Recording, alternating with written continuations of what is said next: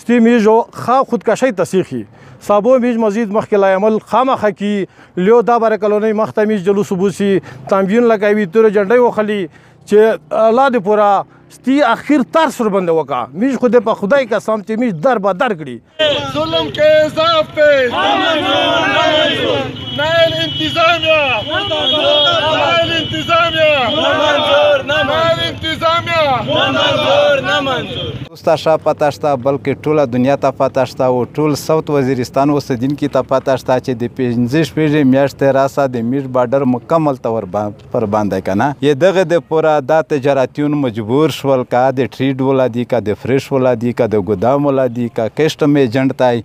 او ورساره ټول ترانسپورټ ولا دا ټول دا مجبور شول کنه چې د زیتین نن ریلی واسطه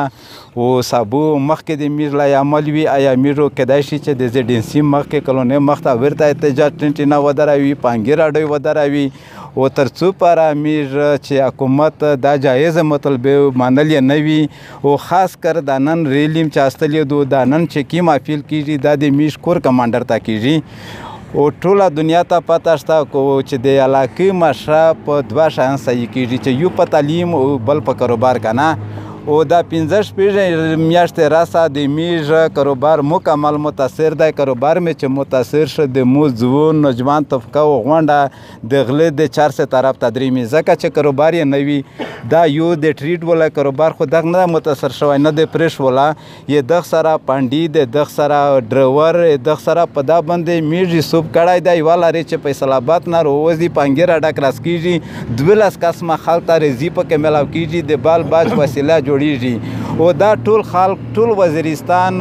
یې دغه یو بارډر سره وابسته دی نه د میژ هلته کارخونه نه فیکټري شته نه بل شی شته او په هر لار باندې تو ته پته لګي چې تو ښه معلومات یا کومه معلومات شته چې په چمن باندې او هر چاته ګوښه ټایم ټیبل یې جوړ کړی دی او یلته میشته چې څوره ادارې پوسر غلې دی انګیر اډاته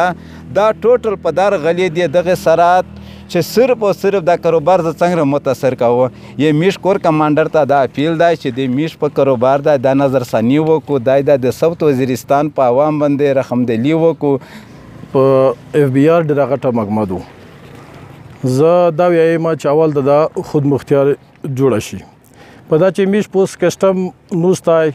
زه کلکټر ته هلوړو کلکټر متداو چې زه به اختیار یم مو سره هیڅ اختیار نشته نو حالا ویلې چې دا کلکټر یو غټ کاستای غټ زمور کاستای نو دا خپل زموره نه پیژني د چا د لوسا زه دا وایم چې دا د خپل خود مختار جوړ شي دومره خبره ده چې تیر کول په د اگست میاشت کې په بل از مو پوس په کسٹم کې ریکارډ وکړ ته نو دا تقریبا 56 کروڑ روپۍ ټیکس میژ حکومت ته جمع کړی وو په د اگست میاشت کې او ویس چې مادو په د اگست میاشت کې په د کول کې تقریبا 4 کروڑ 72 لک روپۍ جمع شوی دی نو دا زه دا وایم چې دا د چا د لوسه دی پاکستان ته میش ټیکس هم ورکوي میش جوتای هم نه کی میش صرف دی چې میش ته د خپل حق میلاو شي که د اف بی آر ولوي د خپل ذمه ورا وخلی مزید میش نه مجبوروي چې میش خلق خودکشي تسیخ کی مزید ورسیخي